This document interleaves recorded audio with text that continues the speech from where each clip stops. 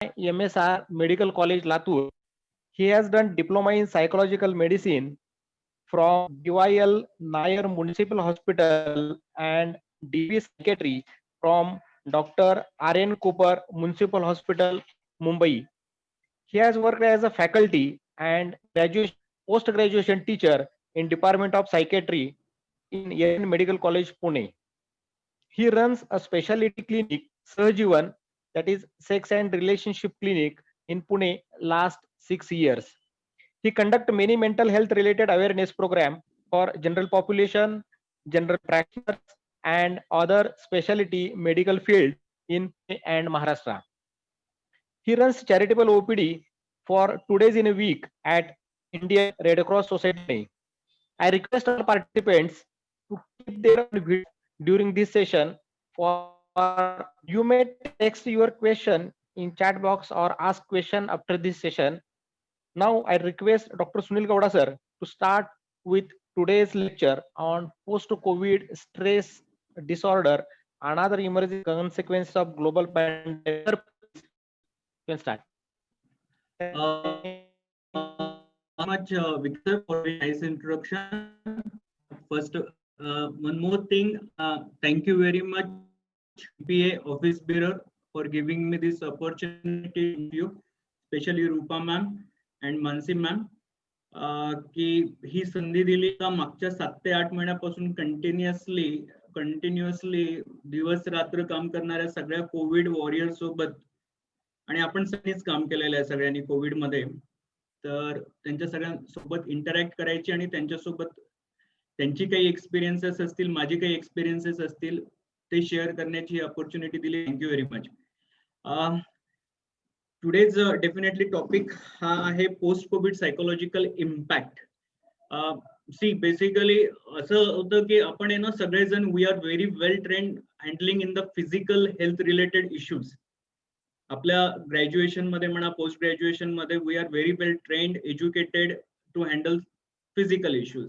पण जेव्हा सायकोलॉजिकल गोष्टी येते किंवा इमोशनल हेल्थ रिलेटेड गोष्टी येतात तेव्हा आपण तेवढे वेल इक्विप्ड नसतो किंवा आपण तेवढे वेल ट्रेंड नसतो किंवा आपल्याला ती ट्रेनिंग मिळालेली नसते. हे सगळ्यांच्या बाबतीतच आहे. म्हणजे अगदी मी माझ्या अंडर ग्रॅज्युएशन बद्दल MBBS बद्दल बोलायला गेलो तर वी युजली हॅव एक थर्ड MBBS मध्ये फक्त एक शॉर्ट नोटसाठी स्किझोफ्रेनिया किंवा डिप्रेशन या 2 गोष्टी इंटरनेट यायचे ते आणि ऑप्शनल पण असायचं. UG मध्ये डेफिनेटली आपल्याला सायकोलॉजिकल ट्रेनिंग म्हणजे सायकोलॉजिकल हेल्थ रिलेटेड असेसमेंट ह्याची ट्रेनिंग होत नाही. तर जेव्हा एखाद्या गोष्टीची ट्रेनिंग होत नाही तर बऱ्याचदा आपल्याकडून काही गोष्टी मिस होतात, लक्षात राहत नाही, पकडल्या जात नाहीत. आणि स्पेसिफिक जेव्हा आपण health as a complete domain म्हणून विचार करतो, health is having the 3 main aspects. That is, one is the physical health, second is the emotional or you can say psychological health, and third is the sexual health. We are very concerned about the physical health, but rest 2 health ignored knowingly unknowingly by us. म्हणजे even health care professional जे आहोत आपण सगळे त्यांच्याकडून ते इला जातो किंवा लोक तेवढ्या मोकळेपणाने बोलत नाहीत किंवा आपल्याला पण ती मोकळेपणाने बोलायला लावण्यासाठी वेळ नसेल, पण असं करायचं हे जमत नसतं बऱ्याचदा. So we all know that की पोस्ट कोविड याच आपण सगळ्यांनी काम केलेलं आहे. तर हेल्थ आता मी माझ्या काही स्लाइड शेअर करतो. स्लाइड्स विजिबल आहेत का? एक minute.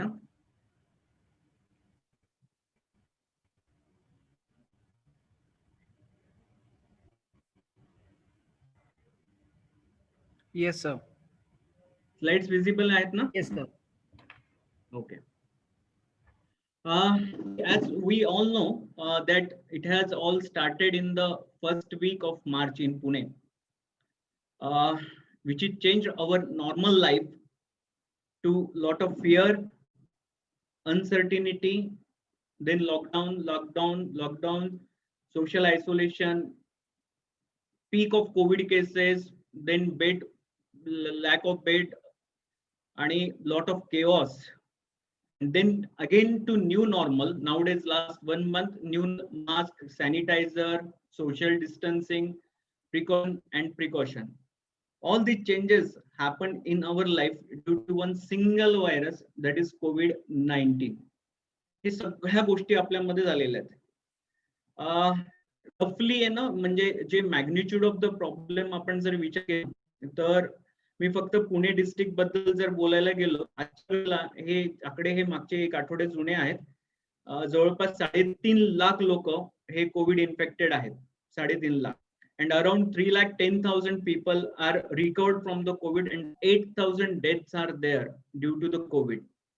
So definitely the magnitude of the problem is extremely, it's not only affected the people who are post-COVID recovered, but also the people who are has witnessed the death, who has witnessed all these situations in months.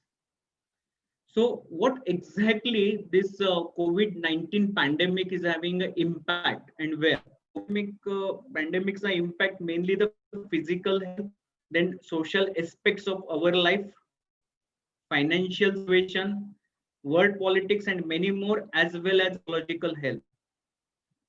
ह्या सगळ्यांवर Covid पॅन्डेमिकचा impact आहे. मी majorly जेव्हा pandemic बद्दल बोलेन, COVID-19 बद्दल, I have divided in 3 groups. The psychological impact हा जेव्हा describe करतो, इथे 3 प्रकारची क्लासिफिकेशन ठेवलेली आहे. The people who are not yet infected with COVID, but having a psychological impact of COVID-19 on them. One classification. The second is the people who are currently suffering from COVID infection, जे already active cases आहेत, and people who has recovered from the COVID. हे third group आहे. तर specifically जो psychological impact सर्वात जास्त दिसून आलाय, म्हणजे आता बऱ्याचशा स्टडी चालू आहेत जे सायकोलॉजिकल हेल्थ रिलेटेड किंवा इमोशनल हेल्थ डिस्टर्बन्सेस रिलेटेड आहेत. त्याच्यामध्ये हा जो थर्ड ग्रुप आहे, people who has recovered from the Covid, it's supposed to be most vulnerable आहे किंवा most affected group of COVID ने जे psychological impact झालेला आहे. दुसरा आहे people who are currently suffering from COVID infection and people who are not yet infected with COVID. हा तिसरा ग्रुप आहे. So exactly, आता जसं we all know that post COVID syndrome नावाची एक कन्सेप्ट सध्या खूप कॉमनली सांगितलं जाते. त्याच्यामध्ये पोस्ट कोविड सिंड्रोम मध्ये 3 मेजर गोष्टी आहेत. Number 1 is the physical component, जिथे मसल विकनेस, ज्यांना कोविड होऊन गेलाय बरं त्यांच्याबद्दल बोलतोय, जे कोविड रिकवर्ड आहेत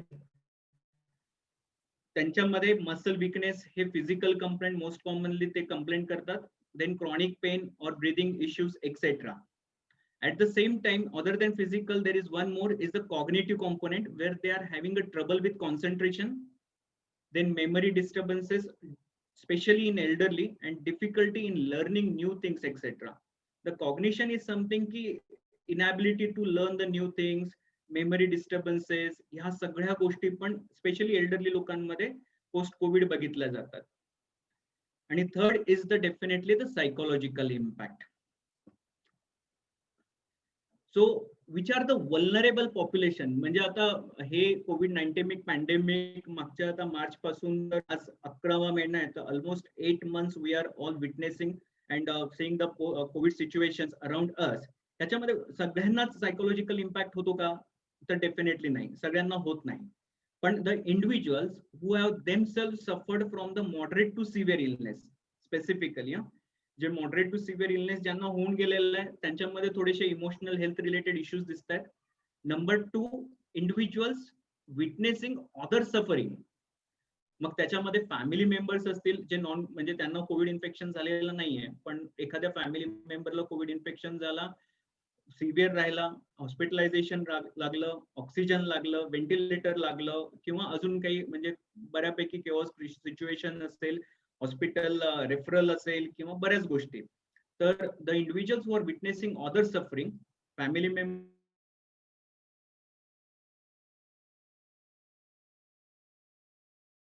त्यानंतर individuals learning about the death of a family member और friend due to the virus. This is something, this group is someone की ज्यांना कोविड इन्फेक्शन नाहीये, पण ते फोनवर बोलतायत, कोणीतरी दूरचे नातेवाईक कोविडमुळे किंवा जवळचे नातेवाईक कोविडमुळे गेलेले आहेत. तर त्या सगळे ह्या गोष्टी ऐकून त्यांच्यावर होणारा इम्पॅक्ट हा एक ग्रुप आहे. त्याच्यामुळे ही पण वल्नरेबल पॉप्युलेशन आहे.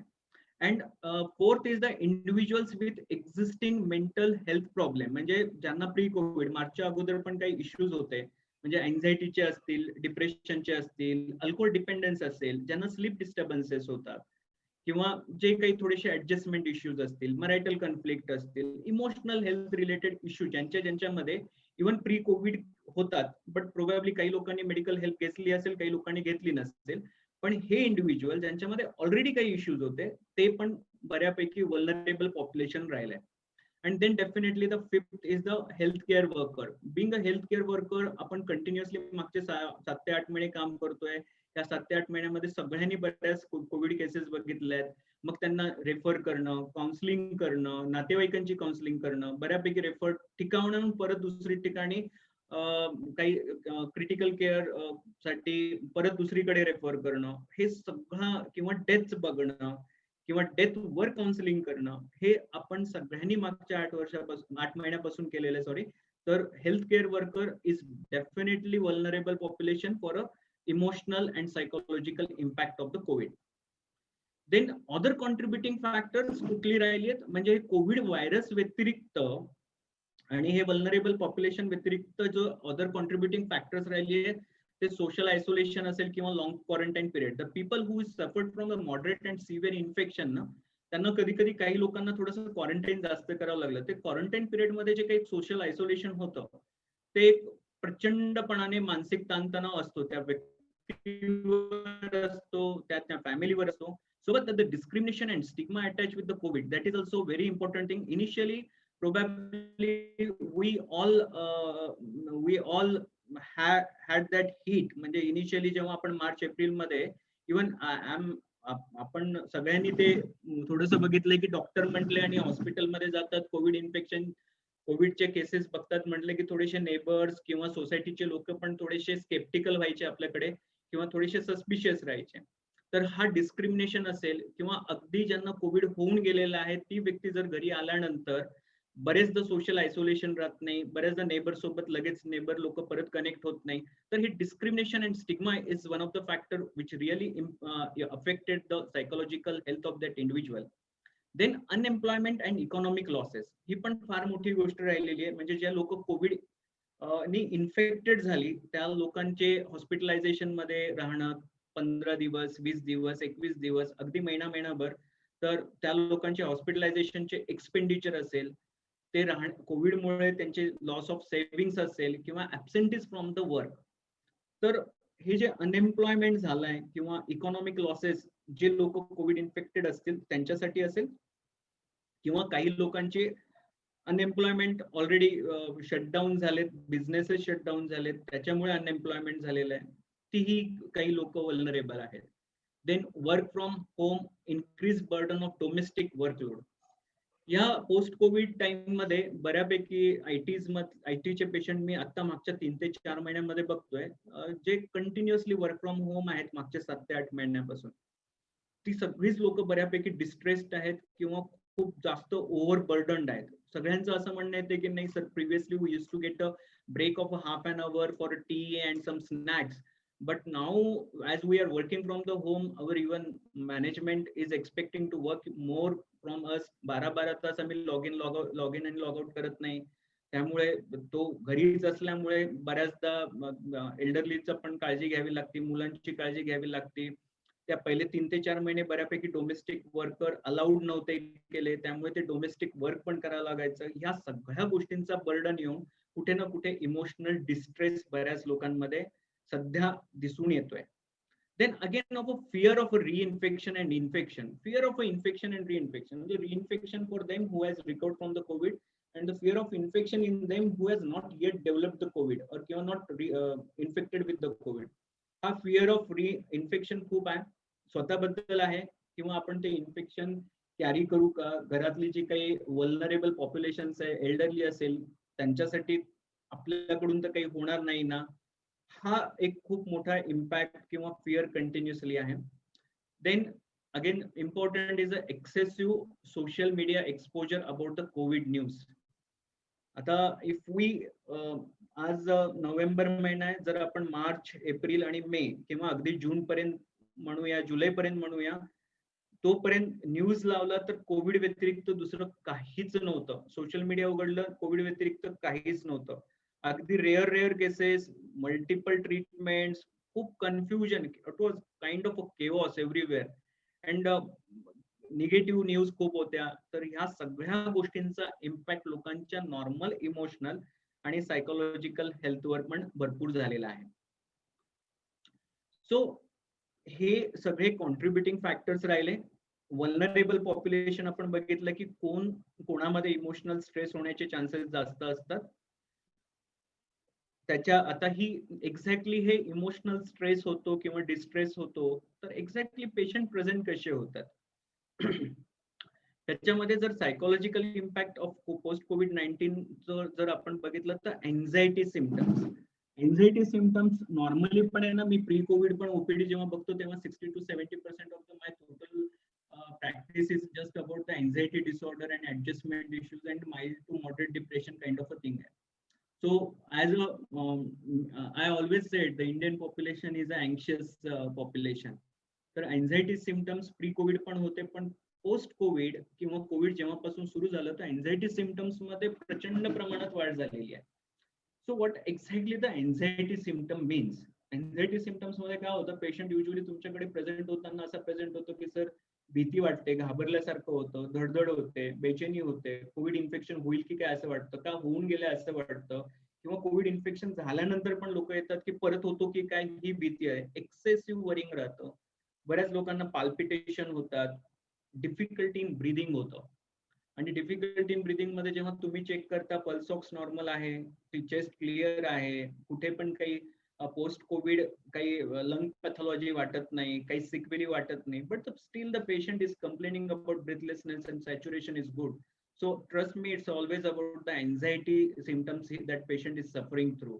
So hey, anxiety symptoms is the most commonly I am seeing even in my OPD की हे symptoms खूप आहेत. त्याच्यानंतर डिप्रेशन अँड सुसाइडल आयडिएशन्स. डिप्रेशन मध्ये युजली पेशंट स्टार्ट्स कंप्लेनिंग की खूप उदास वाटतंय, उत्साह वाटत नाही, काही करावंसं वाटत नाही, थकल्यासारखं वाटतंय, चिडचिड होते, छोट्या छोट्या गोष्टी मनाला लागतात, डोळ्यात टचकन पाणी येतं, रडायला येतं, ह्या कोविडमुळे खूप उदास वाटायला लागतंय, अगदी जगूच नाही, मरून गेलं तर बरं आहे, असे विचार येतात. So these are the depressive symptoms usually patient vocalise. हे आपल्याला पिकअप करणं फार गरजेचं आहे. many suicidal ideations, even we heard many news during covid time की बऱ्याचदा पेशंटने कोविड केअर सेंटर मधून सुसाईड केलं. So these are the things even we see in the who is recovered from the COVID-19 or who has not developed COVID yet. Then grief and the guilt आणि PTSD हे मी एकत्र घेतो, grief आणि guilt आणि PTSD specially याच्यासाठी की हे खूप थोडंसं मिक्स होणारे पिक्चर आहेत आणि खूप कॉमनली आहेत. Yesterday only I had a patient to whom I talked for at least 50 minutes. Naveen patient होता, 50 मिनिटं बोलावं लागलं. That patient was totally distressed. What he said to me, त्यांनी एवढं सांगितलं की सर मला कोविड इन्फेक्शन झालं तो सप्टेंबर महिन्यात, जेव्हा की थोडीशी कोविड कमी होत आलं होतं. सप्टेंबर ऑक्टोबर महिन्यापर्यंत मी माझ्या 84 इयर ओल्ड माय फादरला खूप चांगल्या पद्धतीने मी जपून ठेवलं होतं. त्यांनी वापरलेला शब्द होता की अगदी सर काचेच्या पेटीमध्ये जसं सांभाळावं एखादी गोष्ट तशी मी बाबांना सांभाळलं. पण सप्टेंबर मध्ये मला कोविड झाला, त्याच्यानंतर बाबांना कोविड झाला, बाबांना हॉस्पिटलाइज करावं लागलं, त्याच्यानंतर आयसीयू मध्ये टाकावं लागलं आणि त्याच्यानंतर त्यांची डेथ झाली. He was so much distress की ही वॉज थिंकिंग की नाही हे कोविड माझ्यामुळेच झालं, माझ्या बाबांना, नाहीतर ते अगोदर प्री कोविड काहीच नाही, खूप एक्झॅक्टली नॉर्मल हेल्दी होते, पण माझ्यामुळे त्यांना कोविड झालं. कोविड झाल्यानंतर मग त्यांचे इतके प्रश्न होते की मग मी बरोबर हॉस्पिटलमध्ये ऍडमिट केलं का, मग हॉस्पिटलमध्ये ट्रीटमेंट व्यवस्थित मिळालीच असेल का, बरं माझा टाइम चुकीचा झाला का.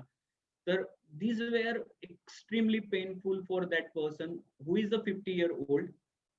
त्याच्यामुळे त्यांना इतके अँझायटी सिम्पटम्स होतात. अगदी त्यांना असं वाटतं की नाही सर, ह्या सगळ्या गोष्टीमुळे माझ्यामुळेच झालं तर माझं जगण्यात काय अर्थ आहे, मीच मरून जातो. So these were the kind of a depressive and anxiety symptoms he is going through right now.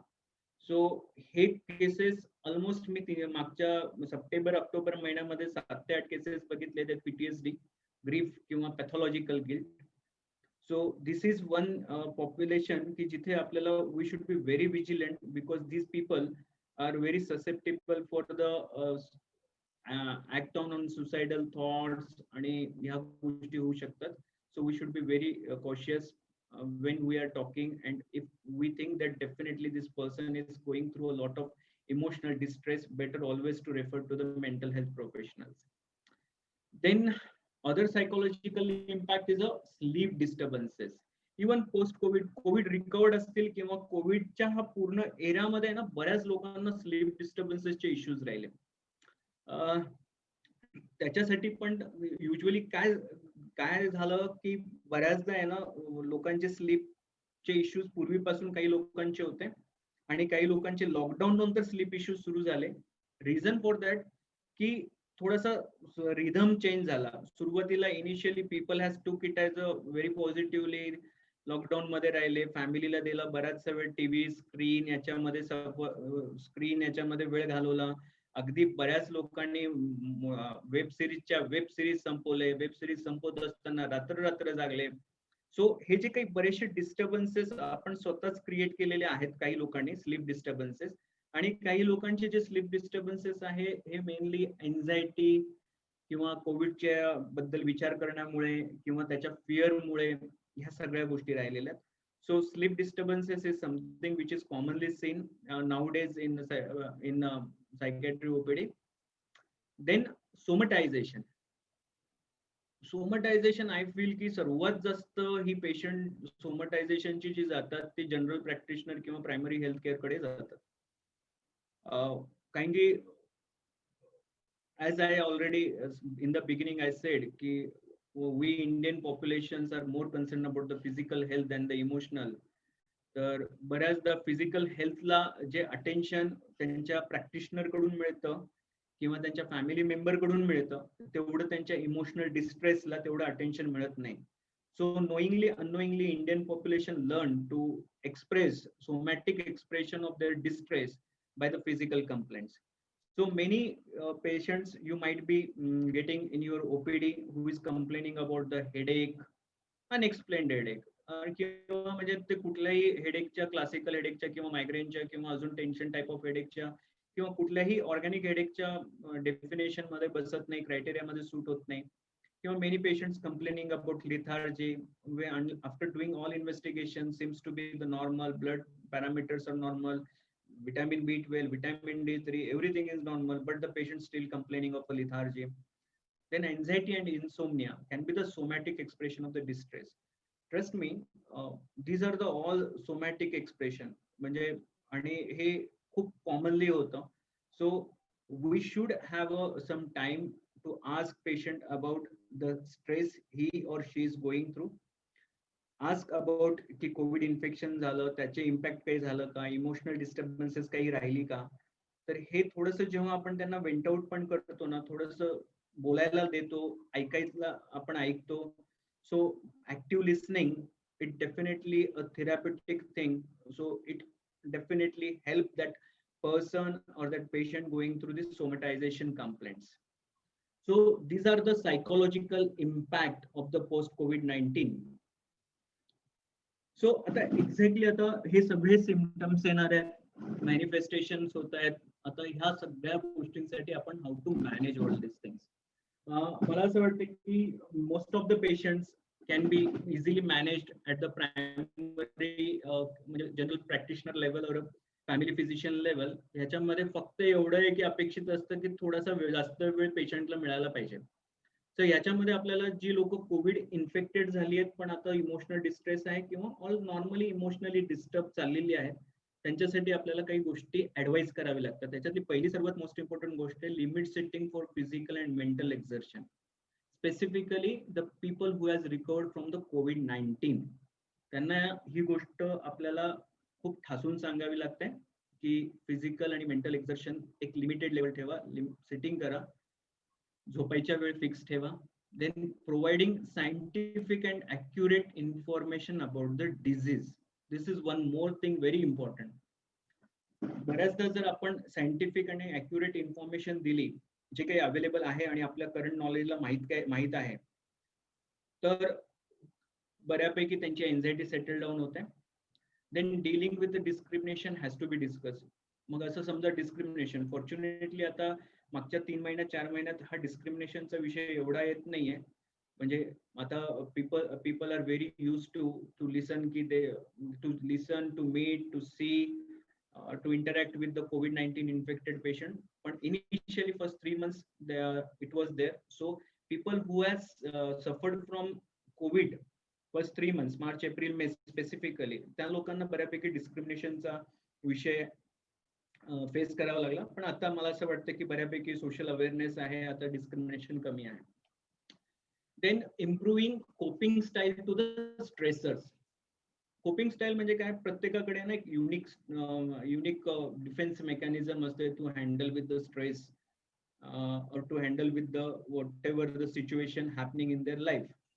तर आपल्याला ती इंडिव्हिज्युअलची कुठली style of a coping to the stressors आहे हे समजून घेऊन, समजा ती कुठेतरी चुकत असेल तर त्यांना ती चेंज करायला एनकरेज करणं किंवा त्याच्याबद्दल ऍडवाइस करणं हे महत्वाचं राहतं. Then educating about sleep hygiene and lifestyle modification.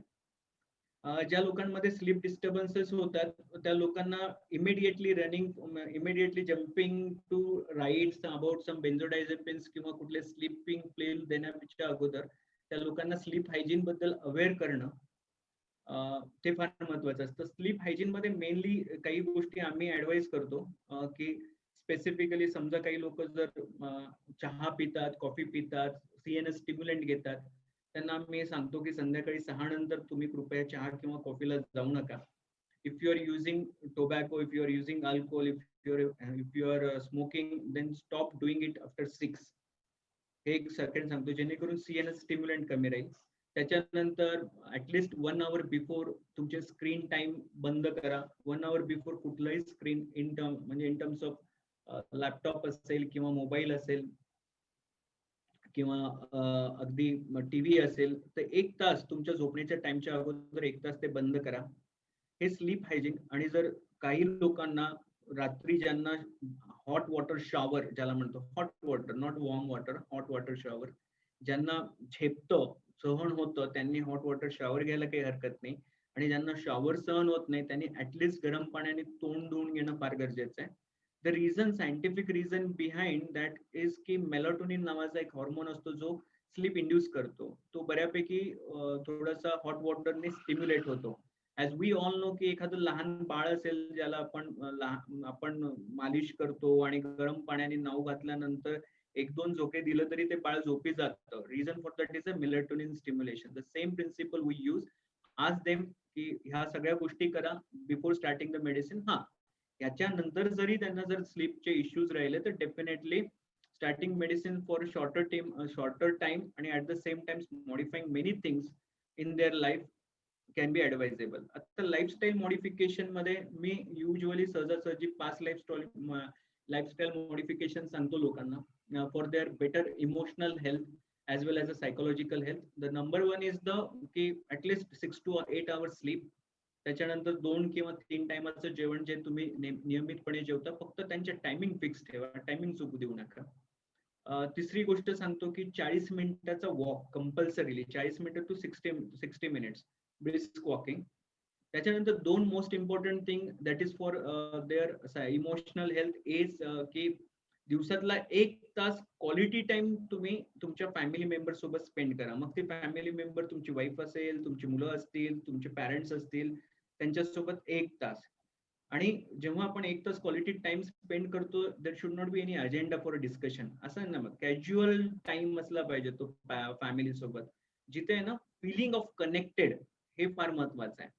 If you feel connected with your family, if you feel connected with your parents, wife and kids, a lot of anxiety subsides.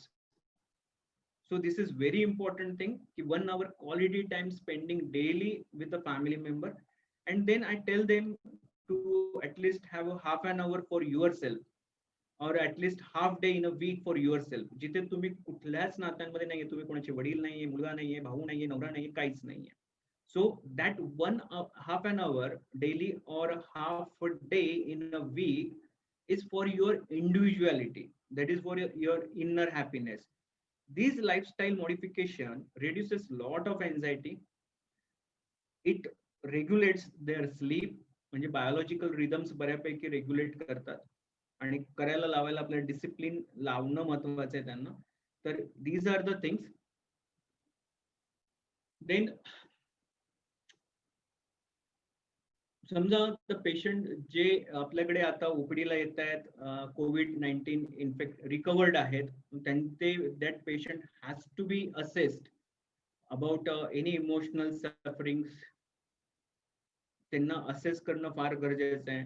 Wien you assess for their emotional sufferings, listening is the most important. As I already said की active listening works like a therapy. तर ते महत्वाचं आहे. ऐकून झाल्यानंतर फक्त ऐकून घेण्यापर्यंत मर्यादित न राहता, being a health care professional we should validate their symptoms. बऱ्याचदा काय होतं की एखादे पेशंट जेव्हा कंप्लेंट करतात की उदास वाटतं, धडधड होते, घाबरल्यासारखं होतं, झोप येत नाहीये, तर बऱ्याच लोक काय म्हणतात, इव्हन फॅमिली मेंबर म्हणतात, किंवा बरेचसे म्हणजे ऍटलीस्ट सिनियर डॉक्टर्स तरी म्हणायचे की हे सगळ्या गोष्टी होत राहतात, हे काही नसतं, असं इतकं टेन्शन घ्यायचं नाही, हे माझ्यासोबतही होतं. दीज आर द थिंग्स ना, की बऱ्याचदा त्यांचे सिम्पटम्स व्हॅलिडेट नाही झालं तर त्यांचा तो इमोशनल डिस्ट्रेस वाढतो. So when you think that the person is complaining about the anxiety symptoms, always validate की देअर सिम्पटम्स, की हो असे होऊ शकतात, एन्झायटी मध्ये असं होऊ शकतं, थोडेसे इमोशनल डिस्ट्रेस मध्ये असं होऊ शकतो, स्ट्रेसर्समुळे अशा सगळ्या गोष्टी होऊ शकतात. That is the most important thing, की व्हॅलिडेट करा their symptoms and educate them about that symptoms. And if needed, always encourage them to seek a professional help. These are the things as a practitioner we can do, definitely. इथे formal counseling on family physician level, definitely it works, because you know their family in and out, you know their social, then educational, demographic, everything you know about that.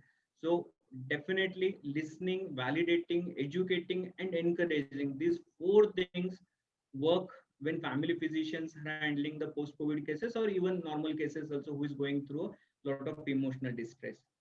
So then if needed, I said की some moderate to severe cases जे असतात, म्हणजे एन्झायटीचे असतील, किंवा डिप्रेशनचे असतील, किंवा emotional डिस्ट्रेसचे असतील, it's better to always advise them to seek professional help.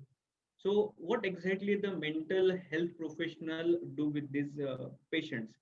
त्याच्यामध्ये दोन प्रकार असतात, की ज्या पेशंटला काउन्सिलिंग आणि medications. For example, anxiety, I usually say that first episode of the anxiety has to be treated for 6 to 9 months. First episode of the depression has to be treated for 6 to 9 months, and then first episode of the psychosis has to be treated for 1 year. So these are the thing, किंवा जे adjustment issue आहेत, we treat only for 4 to 6 weeks and then stop the medicines. पण सर्वात महत्वाचा भाग बऱ्याचदा काउन्सिलिंगचा असतो. Counselling मध्ये इथे फॉर्मल काउन्सिलिंग न होता, द स्पेसिफिक एक काउन्सिलिंग मॉडेल्स असतात, लाईक सीबीटी किंवा आरईबीटी. सीबीटीचा अर्थ होतो कॉग्नेटिव्ह बिहेव्हिअरल थेरपी, आणि आरईबीटीचा अर्थ असतो की रॅशनल इमोटिव्ह बिहेव्हिअरल थेरपी और grief therapy. These are all specialised counselling models. काही पेशंटला सीबीटी सूट होते, काही पेशंटला आरईबीटी सूट होते. याच्यामध्ये बेसिकली वेअर वी वर्क, की एक बेसिक फंडा आहे. At least when I talk about a सीबीटीचं फंडामेंटल स्ट्रक्चर असं आहे की thoughts gives rise to emotion and emotion gives rise to behaviour. So CBT works to help to change their faulty cognitions to the right cognitions. हे काउन्सिलिंगचे प्रकार आहेत. आणि medication for shorter time if needed, जसं मी म्हटलं की थोडेसे anti depressant किंवा एन्झिओलायटिक medicine for 4 weeks or 6 weeks we should give them to relieve their anxiety or stress. If needed, benzodiazepine, not more than for 4 or 6 weeks. Benzodiazepine has to be get tapered as early as possible, जसं patient respond करतो तसं. तर these are the medications for a shorter time. Mental health care professional म्हणून counselling आणि medications ह्या गोष्टी खूप चांगल्या पद्धतीने वर्कआउट करतात. बऱ्याचदा पेशंट किंवा पेशंटचे रिलेटिव्ह म्हणा किंवा अगदी अगदी काही फॅमिली फिजिशियन पण very concern about the medications used for the psychiatry. There are many myths attached with the medications of the psychiatry. म्हणजे मला बरेचसे पेशंट पण म्हणतात की झोपेच्या गोळ्या आहेत का, किंवा बऱ्याच लोकांना असं वाटतं की सायकॅट्रिस्ट फक्त झोपेच्या गोळ्या देतो किंवा ह्या गोळ्या वर्षानुवर्ष घ्यावी लागतात. काही पेशंट मध्ये घ्यावी लागतात, बरं हे सत्य पण आहे. म्हणजे ऍटलीस्ट जे स्किझोफ्रेनिया आहेत, बायपोलर आहेत, त्यांच्यासाठी ट्रीटमेंट अगदी डायबिटीज आणि ब्लड प्रेशर मध्ये जसं किंवा कुठल्याही अर्थरायटिस मध्ये जशी लॉंगर टाइम साठी घ्यावी लागतात, तसंच ह्या पेशंट मध्ये पण लॉंगर टाइम साठी घ्यावी लागतात. पण dose can be adjusted. The minimal responded dose has to be settle down. म्हणजे ह्या पद्धतीने करता येतं. पण जे पेशंट एन्झायटी मधून आहेत किंवा अक्यूट स्ट्रेस रिएक्शन्स आहेत किंवा ऍडजस्टमेंट इश्यूज आहेत किंवा अगदी माइल्ड मॉडरेट डिप्रेशन आहे, मेजर काही नाहीये, युनिपोलर डिप्रेशन आहे, त्या पेशंटसाठी मेडिकेशन जास्त दिवस द्यावी लागत नाही आणि ते पेशंट खूप चांगल्या पद्धतीने रिस्पॉन्ड करतात. आणि सर्वात महत्वाची गोष्ट आहे, त्यांची क्वालिटी ऑफ लाईफ चांगल्या पद्धतीने इम्प्रूव्ह होते. So counselling and medication has to be given for patients who is going through the emotional distress. So that is what we discussed आतापर्यंत की सायकोलॉजिकल इम्पॅक्ट होण्यासाठी कुठलं वल्नरेबल पॉप्युलेशन्स आहे, त्याच्यानंतर कुठली जे ऍडिटिव्ह स्ट्रेसर्स आहेत त्याच्याबद्दलही बोललो आपण, त्याच्यानंतर कुठले सायकोलॉजिकल सिम्पटम्स असतात आणि ह्या सगळ्या गोष्टीची ट्रीटमेंट आपण कशी करावी. I personally feel की इमोशनली इंटेलिजंट राहणं when we are working as a healthcare professional, it's very important. Emotionally intelligent म्हणजे when patient talk about a few things ना, 2-3 वाक्यानंतर तिसऱ्या चौथ्या सिम्पटम्स नंतर बऱ्याचदा आपल्याला लक्षात यायला पाहिजे की this is not a very proper physical symptoms. Definitely this is a somatic expression of some emotional distress. हे आयडेंटिफाय करणं, त्यांच्या पेनशी थोडंसं रिलेट करणं आणि त्यांना प्रॉपरली हेल्प आउट करणं हे आपल्यासाठी ऍज अ हेल्थकेअर प्रोफेशनल खूप इम्पॉर्टंट आहे. कोविड जरी अजून कोविड-19 संपलेला नाहीये, अजूनही कालचाही पुण्याचा आकडा जो होता की 170 new cases in Pune municipal corporation, Pune district नाही, Pune municipal corporation. And as the whole world is experiencing, other than Western world is mainly experiencing the second wave, and that is also against like a very lethal second wave in Europe as well as America. We should be very cautious. At the same time, we should make them aware about the all precautions where they are supposed to take. आणि त्यामुळे हा Covid इतक्या लवकर तरी काही जाईल असं मला नाही वाटत. अगदी माझं काही दिवसांपूर्वी the same lectures I presented in front of Naidu Hospital, all COVID warriors. ती लोक तर 24 तास मागच्या 7 ते 8 महिन्यापासून काम करतायत. त्या लोकांसोबतही डिस्कशन झालं. त्यांचंही म्हणणं होतं, even Pune municipal corporation has already started post Covid OPTs also, where they are focusing on a psychological impact also. तर त्यांचंही असं म्हणणं होतं की कोविड इतक्या लवकर जाणार नाहीये, but we should be very cautious आणि we should be very well sensitized in dealing not only with the physical symptoms but at the same time the emotional distress the people are going through. So I finish my lecture with a single note ki patients recovering from COVID-19 may face a second battle, or that is coping with the post-COVID mental health issues. It's not only for post-COVID patient, but definitely last 8 months we all are going through a lot of emotional trauma. So as a healthcare professional, we should stand rock solid with them and help them to come out of it. And at last, thank you very much, General Practitioner Association Office Bearer, for giving me this opportunity to interact with all of you and to share my experiences with you all COVID warriors who is working day and night last 7 months towards the society. Thank you very much.